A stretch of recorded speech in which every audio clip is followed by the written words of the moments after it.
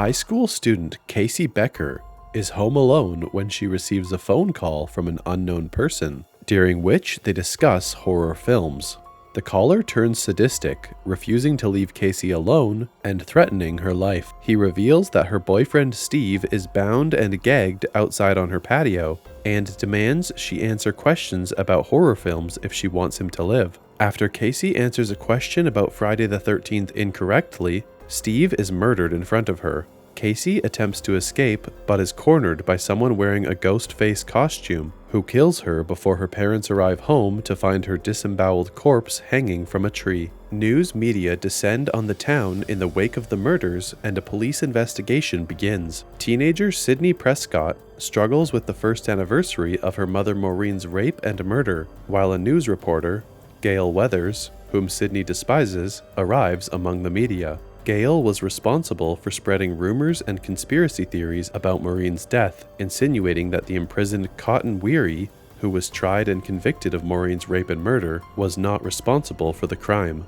That night, while waiting at home for her best friend Tatum Riley to arrive, Sydney gets a taunting phone call and is attacked by Ghostface. Sydney's boyfriend, Billy Loomis, arrives immediately after. When he drops his cell phone, Sydney suspects him of making the call and flees. Billy is arrested and questioned, but later, at Tatum's house, Sydney receives another ominous call. The next day, Billy is released and suspicion shifts to Sydney's father, Neil Prescott, due to the ominous phone calls having been traced to his phone. After school is suspended in wake of the murders, Ghostface ambushes the principal and stabs him to death. Tatum's boyfriend and Billy's best friend, Stu Mocker, throws a party to celebrate the school's closure. Gail attends uninvited, as she expects the killer to strike again. Tatum's older brother, Deputy Sheriff Dewey Riley, also looks out for the murderer at the party. Tatum goes out to the garage and is cornered by Ghostface, who crushes her neck with the garage door when she attempts to escape through the pet door. Many party attendees are drawn away after hearing of the principal's death, leaving only Sydney, Billy, their friend Randy,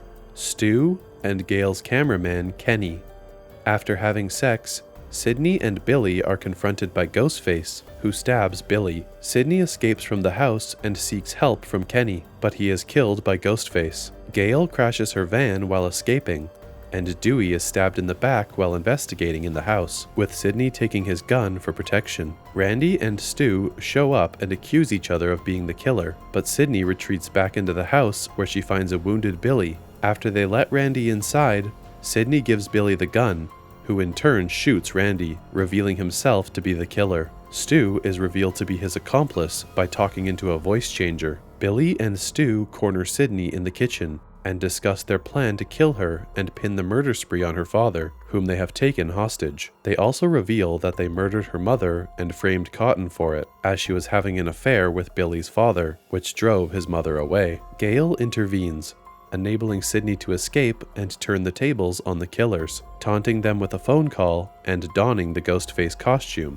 before knocking Billy out and killing Stu by dropping a television set on his head. An enraged Billy awakens and attacks Sydney, but Gail shoots him. Randy, wounded but alive, remarks that the killer always resurfaces for one last scare. As Billy rises, Sydney shoots Billy in the head, finally killing him. As police arrive, Dewey, badly injured, is taken away by ambulance as Gail makes an impromptu news report about the night's events.